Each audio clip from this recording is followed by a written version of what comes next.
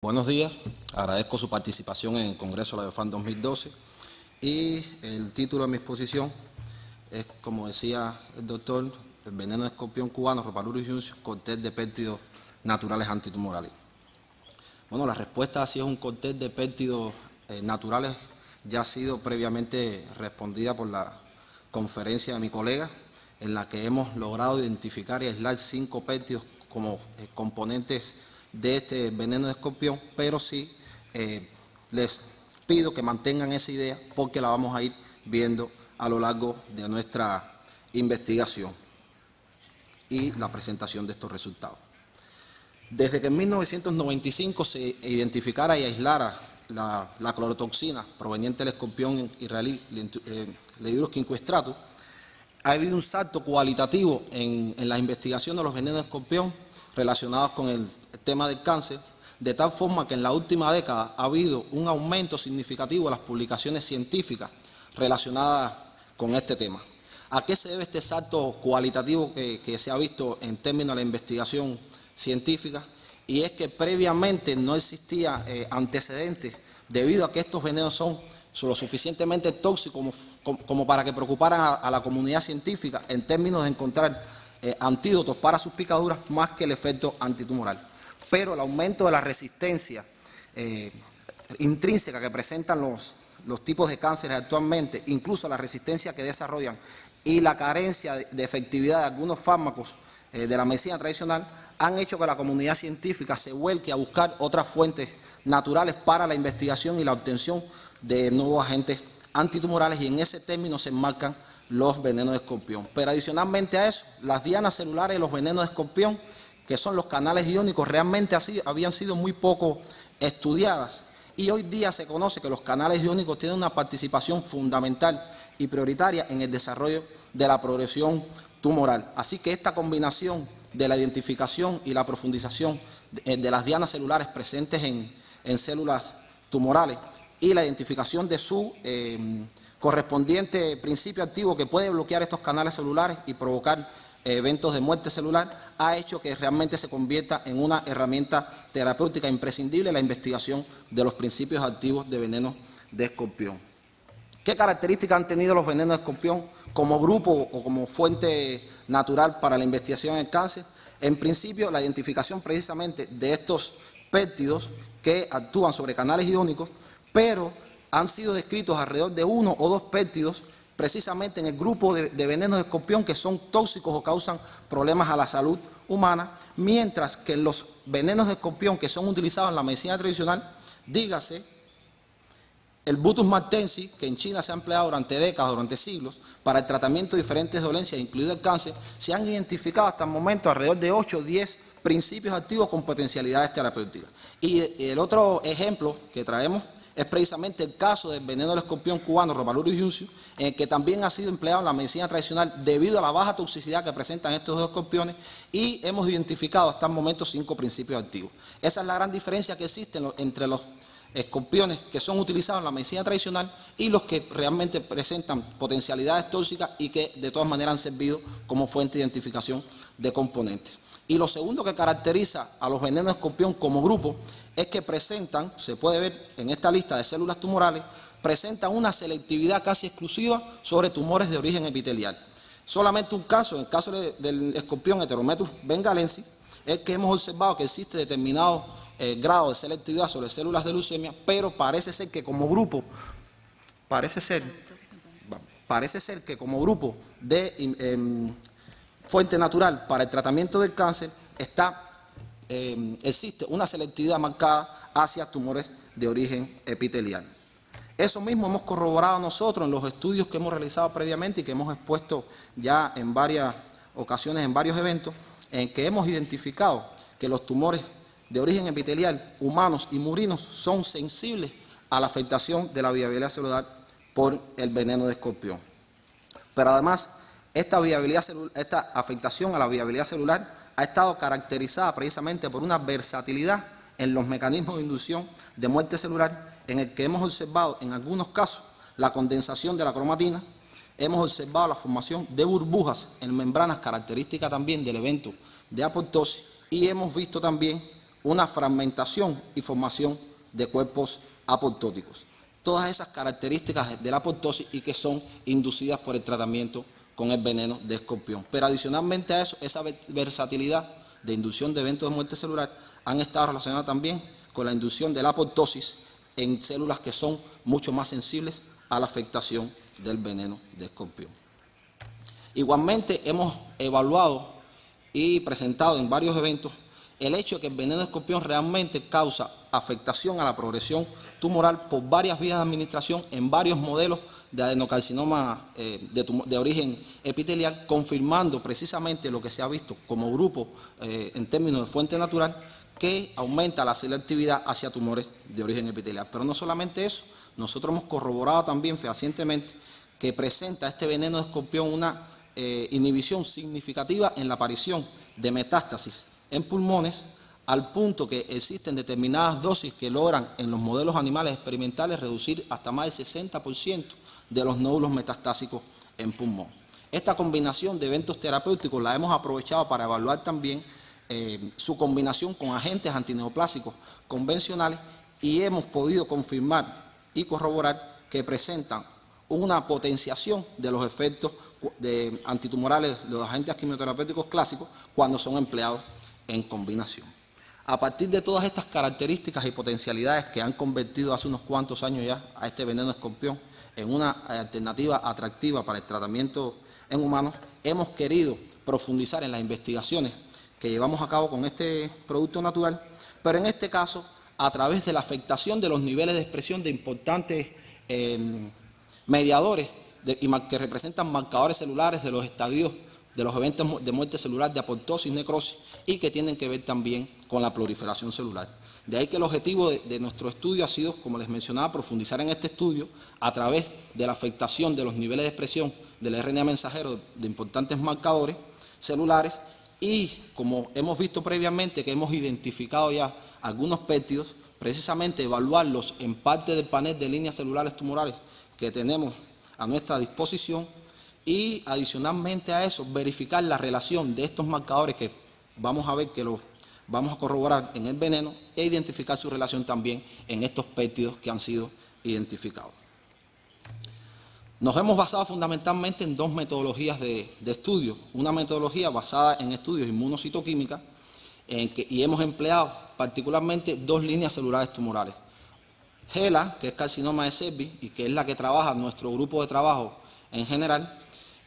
relacionada con una inducción del evento de apoptosis, es decir, el veneno de escorpión provoca la muerte celular por apoptosis en este modelo experimental in vitro, y vamos a utilizar también un carcinoma de pulmón de células no pequeñas, A549, que ya hemos conocido, corroborado y confirmado que el veneno de escorpión provoca necrosis. Los estudios inmunocitoquímicos están basados precisamente en que le hemos adicionado el veneno de escorpión a estas células tumorales y a diferentes intervalos de tiempo, hasta las 24 horas, hemos fijado esas células y le hemos adicionado dos tipos de anticuerpos secundarios.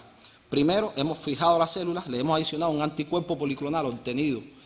frente al veneno, que reconoce las proteínas del veneno. Inicialmente los hemos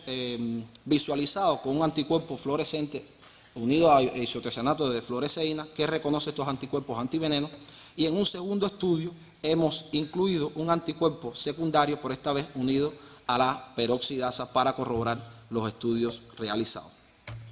Y un segundo estudio estaba realizado precisamente con este tratamiento durante las 24 horas, con la extracción del RNA total y la evaluación de los niveles de expresión del RNA mensajero de tres proteínas fundamentales, P53, porque sabemos que P53 es prácticamente la proteína estrella relacionada con la inducción del evento de apoptosis. Hemos estudiado la proteína BCL2, que también está relacionada con la inducción del evento de apoptosis, pero en este caso desde la vía intrínseca de la inducción de la apoptosis relacionada con la mitocondria, y una tercera enzima, una tercera proteína que es la enzima ciclooxigenasa 2, que nos ha sido muy interesante evaluarla debido a que la ciclooxigenasa 2 está primariamente relacionada con los eventos de inflamación que ocurren en los tumores y que provoca determinado grado de resistencia, pero que además estudios recientes han demostrado también que tiene un componente importante en promover la proliferación y la tumorogénesis en tumores de origen epitelial, que dicho sea de paso, ya lo había mencionado, que los tumores de origen epitelial son el nicho histológico selectivo para el veneno de escorpión. Y bueno, hemos utilizado como control positivo la glicerofosfato deshidrogenasa. Un primer acercamiento a profundizar en estos estudios estuvo precisamente en detectar la localización celular del veneno de escorpión, en el que hemos podido corroborar que a partir de las 3 horas de exposición en los modelos experimentales in vitro, el veneno de escorpión se localiza tanto a nivel de membrana como de citoplasma, visualizado por la correlación verde que se encuentra alrededor del núcleo que está teñido azul. Ya esto confirma y empieza a enviar fuertes sugerencias de que el veneno de escorpión es capaz de actuar no solamente a nivel de membrana, sino a nivel citoplasmático. Este primer acercamiento pudo ser confirmado por los estudios de inmunocitoquímica con peroxidasa, en el que hemos constatado igualmente que el citoplasma se tiñe de un carmelita intenso que se corresponde precisamente con la localización de las proteínas del veneno. Por supuesto, esto puede estar directamente relacionado con los mecanismos inductores de la muerte celular en células tumorales y además ha estado sustentado por diversas investigaciones que están relacionadas con lo que acabamos de observar. Un ejemplo de esto lo representa la clorotoxina, que se ha demostrado fehacientemente que interactúa a nivel de membrana con canales de cloruro sobreexpresados en células de glioma, pero que además en estudios de internalización y radioreceptores se ha determinado que a temperaturas de 4 grados solamente se localiza a nivel de membrana, mientras que cuando se aumenta la temperatura a la temperatura fisiológica a 37 grados, más del 60% de lo que se administra in vitro es capaz de internalizarse, argumentando que existen mecanismos de transporte activos que pudieran estar involucrados con esta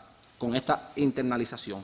El segundo ejemplo está relacionado con la maurocalcina. Es una toxina proveniente del escorpión Maurus palmatus, que su característica de conformación secundaria le da la posibilidad de internalizarse fácilmente a través de la membrana celular y ir a actuar a su diana celular. La diana celular de este péptido se localiza en el retículo endoplasmático rugoso, ya que actúa bloqueando los canales de rianodina, que son canales que están involucrados directamente con la concentración de calcio en el retículo endoplasmático rugoso. Y otro ejemplo es el caso del escorpión Titius discrepan, en el que el veneno completo y sus péptidos han sido determinados que pueden internalizarse en el citoplasma y actuar a nivel de canales iónicos, casos similares a lo que hemos acabado de constatar. Pero más interesante que eso, nosotros hemos realizado también estudios con el veneno de escorpión marcado con radioactividad para identificar los órganos diana susceptibles al tratamiento del veneno, en el que hemos incluido, por supuesto, animales implantados con tumores, y en la evaluación del tiempo de residencia medio, a pesar de que en el tumor solamente llega el 3% de la dosis que se administra, con respecto, por ejemplo, a los pulmones o al riñón, que llegan entre el 25 y el 38% de la dosis administrada, fue sorprendente observar que a pesar de que se alcanzan pocas dosis de la poca concentración de la dosis inyectada, el tiempo de residencia medio, es decir, el tiempo que permanece en el tejido tumoral, cuando hicimos ese cálculo, es significativamente superior al tiempo que permanece en pulmones y riñones. Y esta podría ser parte de la explicación, debido a la internalización del veneno en las células tumorales, podría ser parte de la explicación de por qué es retenido tanto tiempo en las células tumorales, lo que le da una mayor versatilidad en términos de tiempo de acción farmacológica. Independientemente de que sean los mecanismos que desencadenen la muerte celular, ya sea a nivel de membrana o por acción sobre compartimentos subcelulares membranosos, como puede ser mitocondrias, retículo endoplasmático y demás,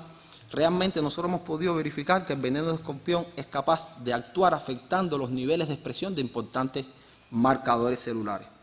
Tal es el caso, por ejemplo, de la proteína, en el caso de la línea tumoral HeLa, que hemos observado durante las 24 horas de exposición del veneno de escorpión, que hay un incremento de la intensidad de las bandas presente en el caso de las 8 horas para el gen P50, para el RNA mensajero de P53, que se incrementa a las 24 horas en este mismo nivel de expresión. Nosotros, tomando la posibilidad de algunos software que dan la medición directa de la intensidad de las bandas, hemos graficado esta intensidad y hemos obtenido consistentemente que el veneno de escorpión es capaz de aumentar los niveles de expresión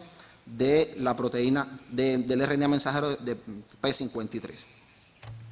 Adicionalmente a eso, a la hora de realizar la evaluación de los niveles de expresión de la proteína del RNA mensajero de BCL2, hemos observado que ocurre lo contrario. Hay una disminución en los niveles de expresión del gen que codifica para la proteína BCL2 desde las 8 horas y hasta las 24 horas, y al graficarlo encontramos también que existe a las 24 horas una disminución significativa de los niveles de intensidad, lo que significa una disminución de los niveles de expresión. Por tanto, el veneno de escorpión en la línea tumoral HeLa provoca un aumento de los niveles de expresión de P53 y una disminución de los niveles de expresión de BCL2. Por supuesto, los niveles de reducción de la expresión del RNA mensajero de BCL2 puede ser consecuencia de precisamente el aumento de P53. ¿Por qué? Porque P53 es una de las proteínas principales que provocan el bloqueo en fases del ciclo celular temprana y que provocan la inducción de la muerte celular por apoptosis. Se activa tanto por daño genotóxico, por daño de radiaciones ultravioletas y por la utilización precisamente de agentes anticancerígenos. Este aumento de la sobreexpresión de P53 provoca la represión de genes antiapoptóticos, como es el caso de BCL2, por tanto provocando una disminución, y a su vez activa la transcripción de genes que contribuyen al proceso de apoptosis, como es el caso de la ruta metabólica relacionada con P21, que bloquea algunas ciclinas dependientes de quinasa. Por tanto, al bloquear estas enzimas provocan un bloqueo en la fase G1S del ciclo celular y contribuyen a que P53 pueda promover el evento de apoptosis. Por supuesto, nosotros habíamos evaluado previamente la consecuencia de lo que ocurre a nivel de expresión de RNA mensajero. Precisamente, el aumento de la expresión de P53 y la disminución de BCL2, nosotros habíamos observado previamente que provoca la condensación de la cromatina, del ADN, provoca burbujas en esta línea celular, burbujas en la membrana, característico del evento de apoptosis, y además provoca fragmentación de ADN. Esta consecuencia ya viene precedida por una afectación en los niveles de expresión, precisamente de los genes más importantes involucrados con esto. Pero es que no solamente eso, tal es la consecuencia de que una reducción en los niveles de expresión de BCL2 provoca un debilitamiento de la membrana de la mitocondria, como es conocido, y este debilitamiento de la membrana de la mitocondria provoca la liberación de la citocromo C, la formación del aportosoma, y este aportosoma es el que provoca la activación de la caspasa 9. Y como estamos observando aquí a las 24 horas, ya nosotros habíamos corroborado en estudios previos que hay un aumento de la forma activa de caspasa 9, precisamente como consecuencia de la disminución de BCL2. Pero es que la activación de la caspasa 9 provoca igualmente un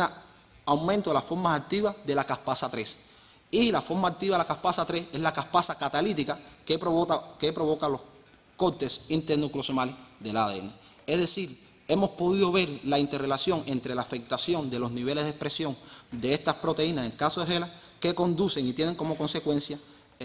inducir la muerte celular por apoptosis. Eso es para el caso de la línea tumoral HeLa. En el caso de la línea tumoral A549, que es un carcinoma de pulmón de células no pequeñas, en el caso del análisis de los niveles de expresión de BCL2, podemos observar que desde las 8 horas hasta las 24 horas hay una reducción en la intensidad de las bandas correspondientes a la expresión del RNA mensajero. Por tanto, a la hora de graficar la intensidad de las bandas, volvemos a obtener un nivel de significación estadística a las 24 horas en términos de disminución del RNA mensajero relacionado con el BCL2.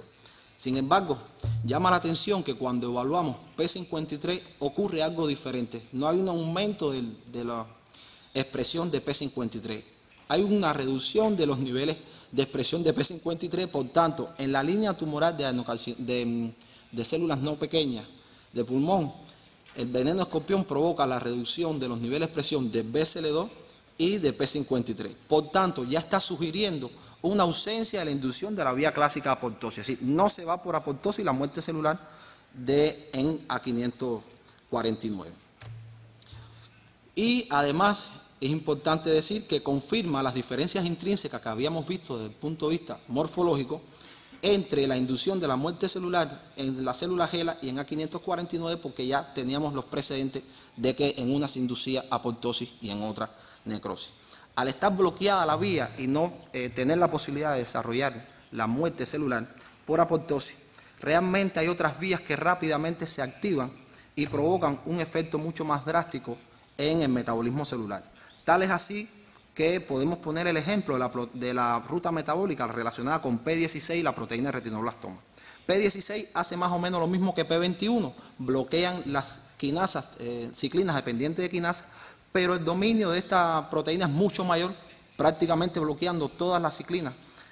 quinasas dependientes de ciclinas, pero además, al estar relacionada con la proteína de retinoblastoma, provoca también una afectación y un bloqueo de los factores de transcripción, por tanto es mucho más drástico la afectación al metabolismo celular y en términos de toxicidad, por supuesto, es sugerente de la muerte por necrosis. Pero adicionalmente a eso, al debilitarse la presencia del BCL2, hay una vía caspasa independiente relacionada con la mitocondria, a través de la cual se libera un conjunto de componentes conocidos como granzimas que, en sustitución de la actividad catalítica de las caspasas 3, van y provocan cortes inespecíficos en el ADN, y eso es precisamente lo que nosotros habíamos observado en nuestros estudios previos. Estas características que se originan a partir de la afectación de los niveles de expresión de estas proteínas involucradas en la apoptosis, nosotros podemos confirmar que existe una interrelación entre la consecuencia, que es la muerte celular, y la afectación que provoca el veneno de escorpión en las células tumorales al afectar significativamente la viabilidad celular. La tercera proteína que hemos querido hablar es precisamente la ciclooxigenasa 2. Ya le había dicho anteriormente que es una enzima inducible, presenta una modulación epigenética, es decir, la modulación no es por mutación, fundamentalmente en los cánceres de origen epitelial, no es por mutación del gen, sino que hay una hipermetilación y esa hipermetilación provoca un aumento de la sobreexpresión. Y además de eso, está asociada, se reconoce que es la enzima inducible que está asociada primariamente a una actividad inflamatoria y, por supuesto, al proceso de tumorogénesis, al tener precursores que están involucrados directamente en el evento de proliferación. Adicionalmente, se ha demostrado fehacientemente que está elevada en un conjunto de cánceres de origen epitelial y se correlaciona muy bien con factores pronósticos, de tal manera que un aumento de la sobreexpresión de la ciclooxigenasa 2 provoca un aumento de la malignidad y un mal pronóstico en la sobrevida. Y por tanto, muchos estudios hoy día lo están enfocando como marcador tumoral relacionado con la efectividad terapéutica de tratamientos antitumorales contra tumores epiteliales. La sobreexpresión de COX se encuentra en muchos de los tumores de origen epitelial, desde gástricos, hepatocarcinomas, esófago, páncreas, endometrio, cabeza y cuello, cánceres colorectales, de mama, cervix, piel y pulmón. Es decir, abarca un nicho histológico, un tipo histológico bastante grande de tumores de origen epitelial. Pues, ¿qué sucedió en A549 cuando evaluamos los niveles de expresión de COX? Precisamente el veneno de escorpión también reduce, en el caso de A549, los niveles de expresión de la ciclooxigenasa 2. La ciclooxigenasa 2, particularmente en cáncer de pulmón, se encuentra elevada en prácticamente todos los estadios de la progresión tumoral, desde los inicios tempranos del desarrollo tumoral, pasando por las lesiones precursoras preinvasivas, pasando también por las lesiones invasivas, los estadios metastásicos. Incluso se ha encontrado que está sobreexpresada en las metástasis pulmonares que se localizan en los nódulos linfoides. Por tanto, varios estudios han correlacionado la sobreexpresión de COX con un mal pronóstico y un mal pronóstico terapéutico y en la sobrevida en tumores de origen, en tumores pulmonares, fundamentalmente de células no pequeñas. Por tanto, se le da una importancia vital en la patogénesis del cáncer. A partir de que nosotros hemos podido visualizar que el veneno de escorpión es capaz de reducir estos niveles de expresión de la ciclooxigenasa 2, podemos estar sugiriendo que podría representar un marcador tumoral de la efectividad terapéutica de este producto natural para cáncer de pulmón. Pero les había mencionado anteriormente que se encuentra sobreexpresado en un grupo importante de tumores de origen epitelial, parte de ellos evaluados en el panel de líneas celulares por nuestro equipo de trabajo, páncreas, cáncer colorectal, mama, cervix, piel y pulmón, han sido parte de las líneas celulares que hemos evaluado indistintamente en nuestros laboratorios de trabajo, y eso mismo lo hemos realizado para el carcinoma de cuello uterino y para un adenocarcinoma de mama, en el que a las 24 horas también hemos visualizado una disminución en la intensidad de las bandas correspondientes a la ciclooxigenasa 2. Por tanto, nosotros podemos predecir que realmente representa un marcador, pudiera representar un marcador de la efectividad terapéutica. Relacionando la ruta metabólica de la ciclooxigenasa 2 y sus potencialidades en el aumento del cáncer, los precursores que se originan a partir